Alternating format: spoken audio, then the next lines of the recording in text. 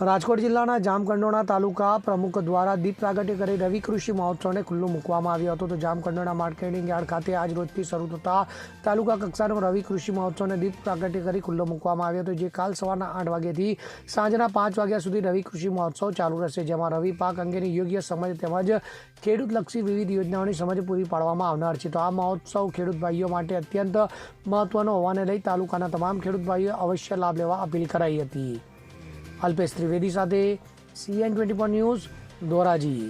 હવે જુઓ દેશ દુનિયાની તમામ ખબરો તમારી આંગળીના ટેરવે.